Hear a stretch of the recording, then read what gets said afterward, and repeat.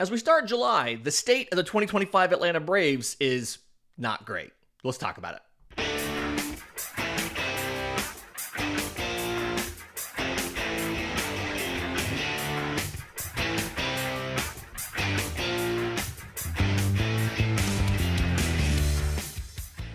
Yes, welcome on in to Braves Today for Tuesday, July 1st, your source of news, notes, and updates on your Atlanta Braves.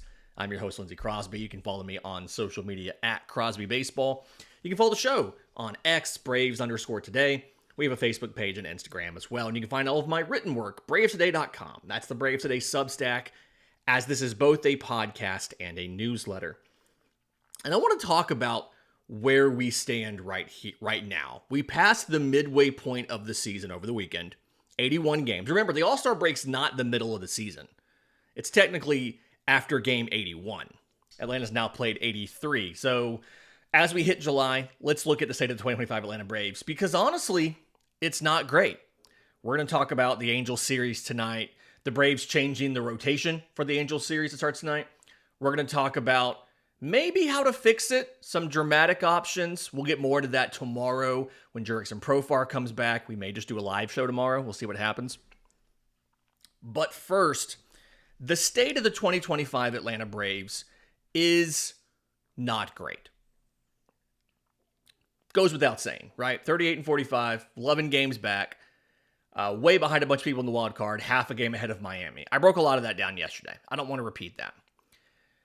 The hard part here is not only do you have a ton of issues at the major league level, you have a ton of issues in the farm system as well. So I wrote a piece that came out last week, and these numbers are going to be, for the most part, the same because I was using the first half of the minor league season. They just started the second half of the minor league season. But Atlanta's farm system has not been considered to be really good by external evaluators in a while now. Ever since you graduated Austin Riley and Ronald Acuna Jr. and all of that. And you've been able to get contributors out of it, right? You were able to get Schellenbach out of there and Michael Harris out of there. Like, you were able to get guys, Strider, out of the farm system. But it doesn't mean it was good. It wasn't full of a lot of talent. And where the Braves are right now is in a position where, even though they've put a ton of focus into one specific area, the farm system isn't really giving you anything right now. Okay. And full disclosure, I have not updated this for 2024 yet officially, but I'm pretty confident it's still correct. From 2018 through 2023, the Atlanta Braves gave a higher percentage of their draft bonus pool to pitching than any team in baseball. And it's important to remember a distinction here. Almost everybody drafts more pitchers than hitters. 27 of 30 teams in that span took more pitchers than position players. But not a lot of teams pay for those guys. Only 9 teams spent at least half of their bonus pool to pitching. Atlanta, like 50% of their bonus pool. Atlanta was the only team that broke 60% at 61. And again, I have not put 2024 in there. It'll be this offseason. I'll put both 24 and 25 in there. But Atlanta took pitchers with 10 of their first 12 picks last year. So I really doubt the percentage of money went down from 61%. And on the one hand, I understand why they would do something like this. Just a couple years ago, like, think about that stretch, 18 through 23. Look back towards the tail end of that stretch, 22, 23. You had a multi-year contract at almost every single position on the diamond, right? You had Austin Riley at third. You had Olsen at first. You had Ozzie at second, who technically would be under control for 2 more seasons. I don't even think Atlanta picks up that option now. That's a different show. Catcher, you have Sean Murphy, Ronald Acuna Jr. in right, Michael Harris in center. Like, 2023 season, you had every position. You even had another year of control, one more year of Orlando Arcia at short.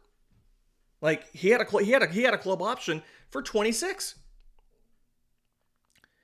So it made sense that you would have gone and prioritized pitching, that you would have gotten as much pitching as possible. There's a couple side effects of that. And the biggest one is that the position player group is just not there. Okay? When you look at this year, shortstop and center field have been offensive black holes. Yes, you've had really good defenders there, Michael Harris and Nick Allen, but you've not gotten any offense out of those positions. Ozzy's been, at second base, has been both a black hole offensively and defensively. Left field was a struggle, and so they signed Jurickson Profar. Here's the thing. You don't even have a possibility of getting help at just about any of those positions out of the farm system. In AAA's International League, that's where the Gwinnett Stripers play. They finished the first half at the bottom of the West Division at 29-46. They were outscored by 79 runs and had the worst slash line, all three components, of any team in AAA. 227, 306, 341. And the reason for that is the Gwinnett roster is full of quad A guys and major league veterans. Their bullpen's really good. It always is. It's an extension of the Atlanta bullpen. They got a bunch of veterans in there that they cycle in and out of the major league team. The starting pitching's been lacking. I'll get to that in a minute. The offense has been atrocious. And so, like, right now, if you needed a position player out of Gwinnett, do you think Jared Kelenick's going to play? We have not discussed him being an option once in talking about Michael Harris's struggles. We've talked about Carlos Rodriguez more than we've talked about Jared Kelenick. The catchers aren't hitting. Jason DeLay and Sandy Leone aren't hitting. If you have an injury at the major league level, the other guy is going to have to just start 5 days a week in the July heat in Atlanta. The only real infielder has been Nacho Alvarez. He's only been there for a week or two, and he hasn't played because of his oblique injury since last week. He's not on the IL, he just hasn't played. They've held him out of games.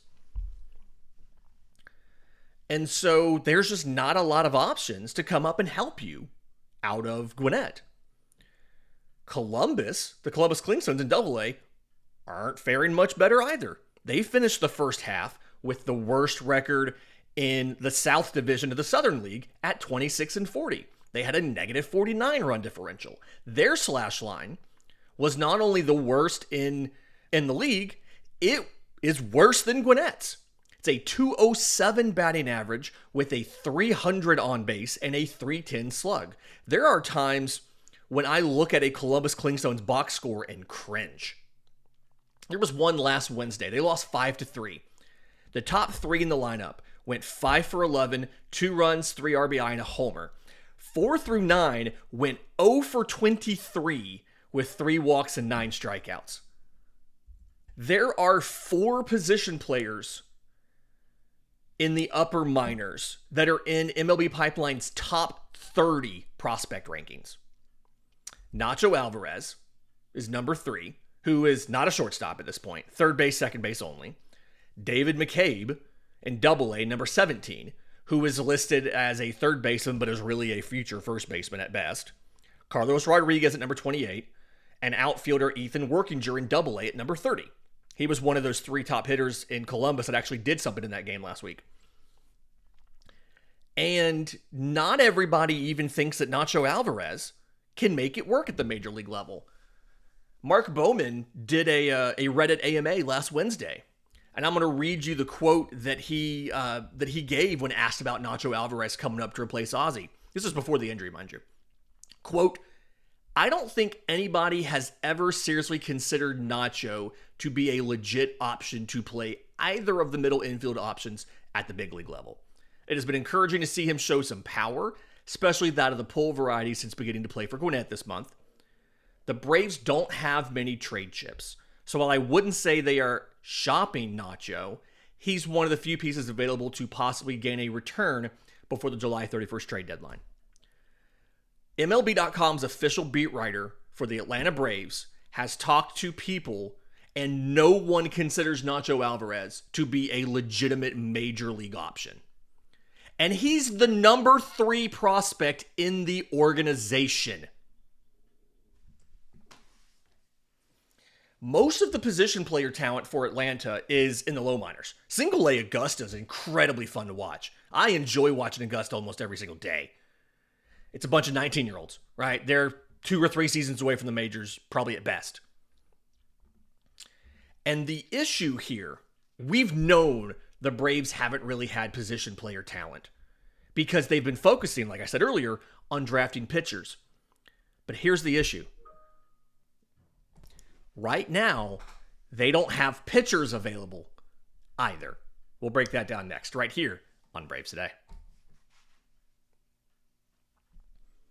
Welcome back to Braves Today, Lindsay Crosby, and I want to kind of express to you how dire the pitching situation is for Atlanta. Something I've been tracking on the newsletter all season, and going back into the end of last year, was about the pecking order at starting pitcher, right? Which guys are, like, who's your next call when you need a starter?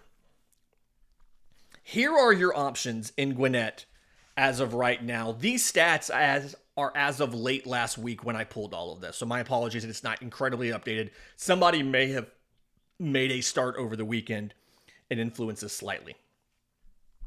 You have 3 starters on the 40-man roster.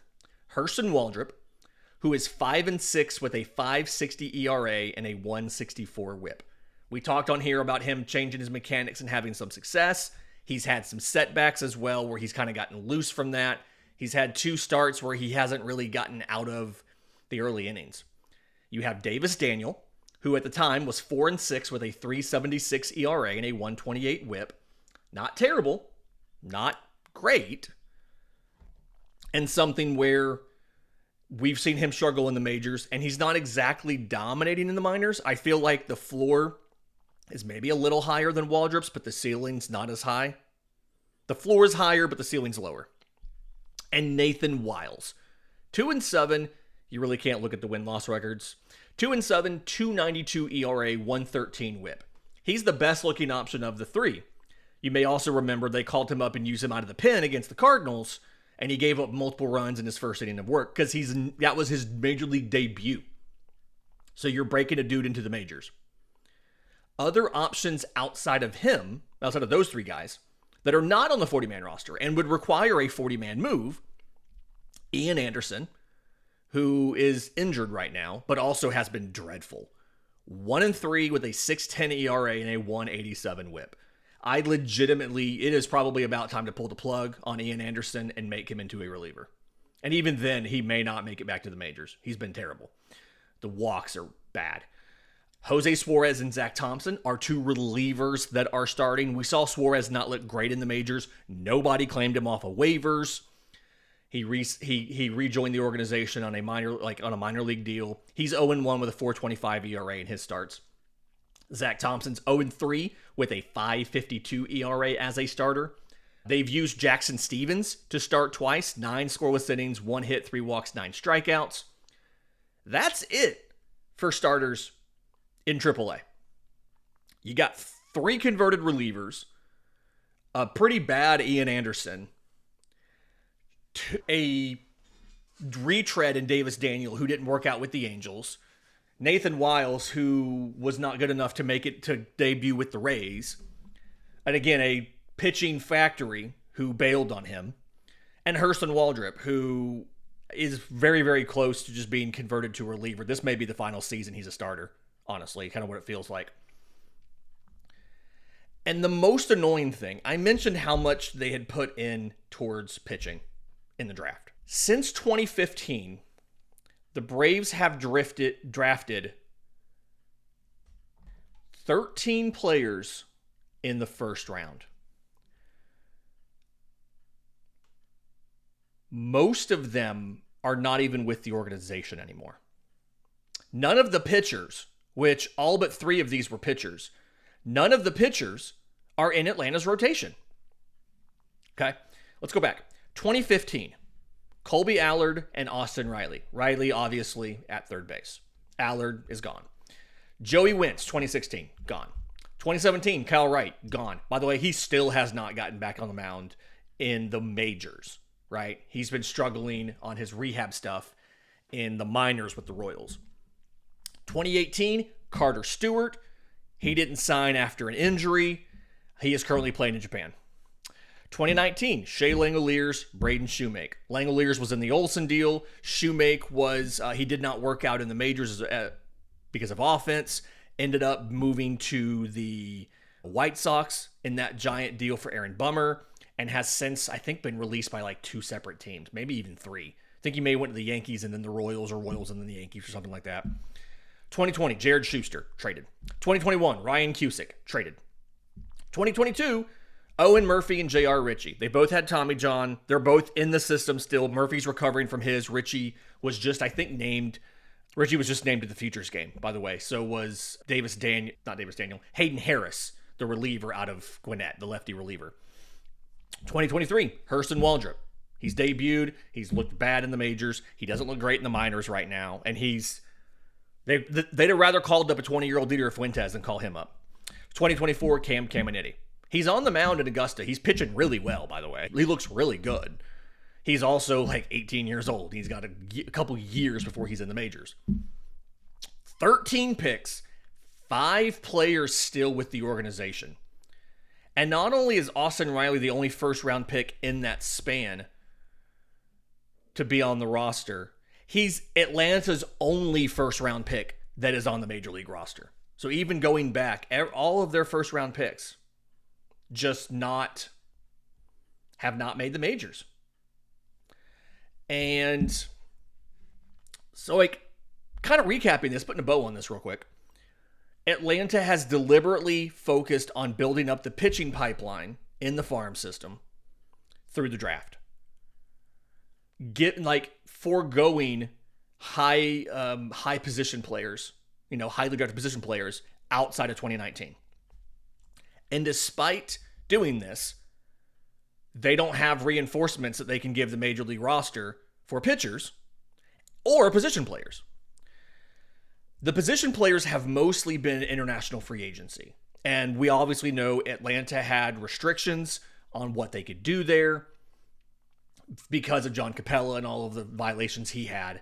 And so a lot of that premier talent for position players is in the low minors. I mentioned Augusta, right? John Gill down there. I mean, they have different guys in the low minors. Diego Torres is in the Dominican. You got Jose Perdomo, Luis Guanipa, all these different guys. But it really feels like they might need to go position player in this draft. Get an early hitter, because it just tracks with the strength of this class. The position player group is very strong.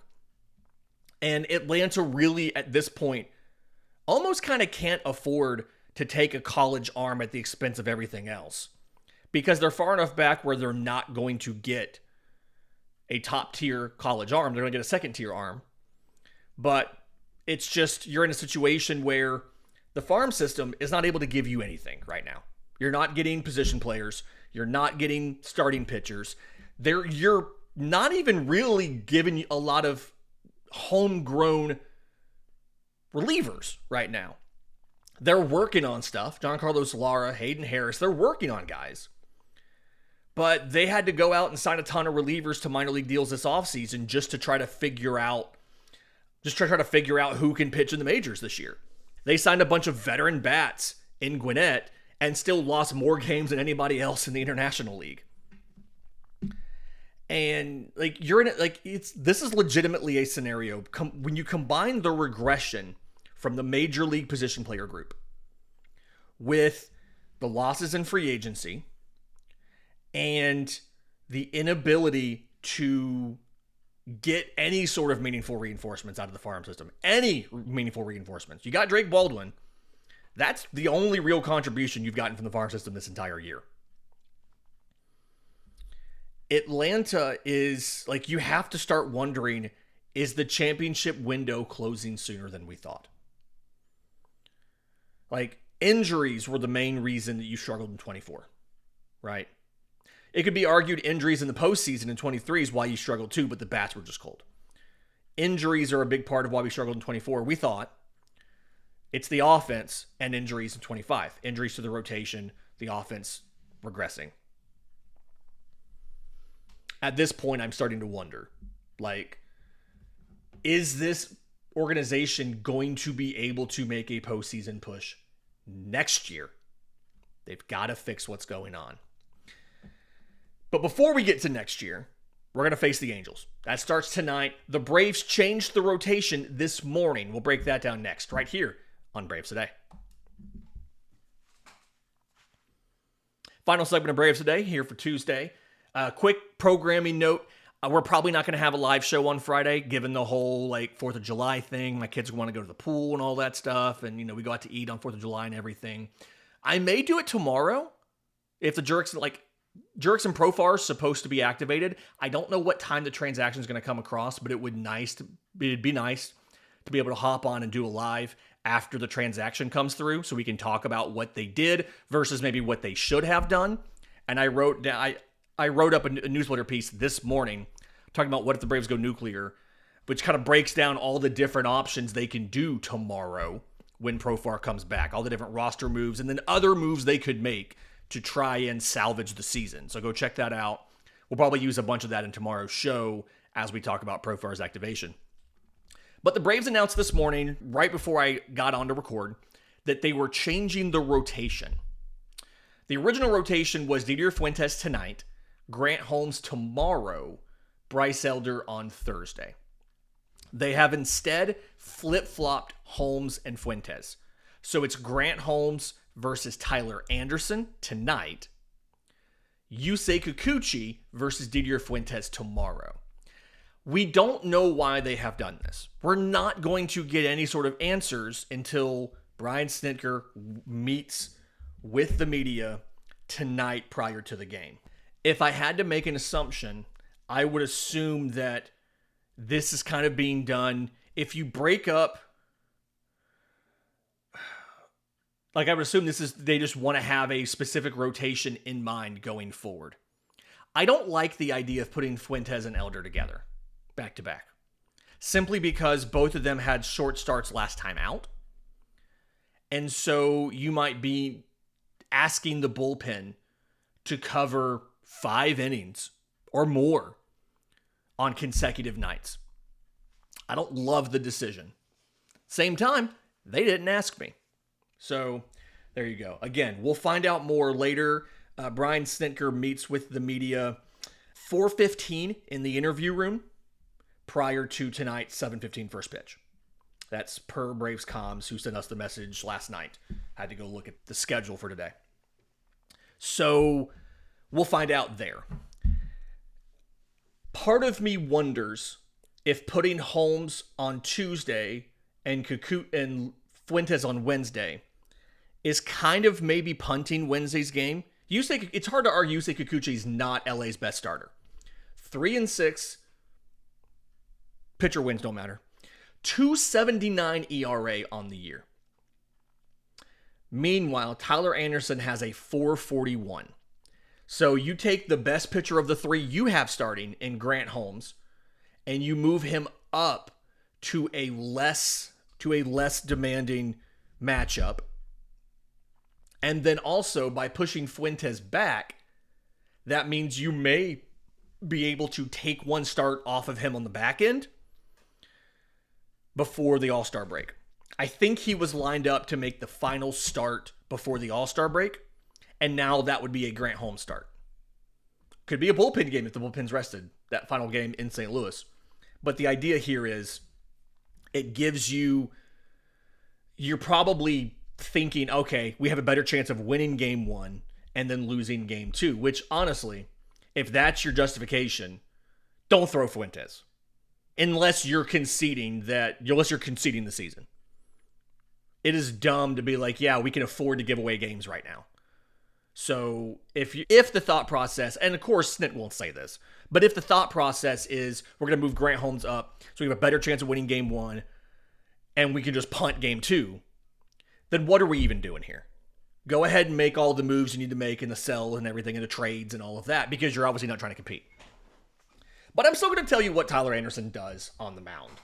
And again, I'm going to say this stuff looks hittable because other major league hitters have hit it. It's just going to be a question of, can Atlanta do it or not?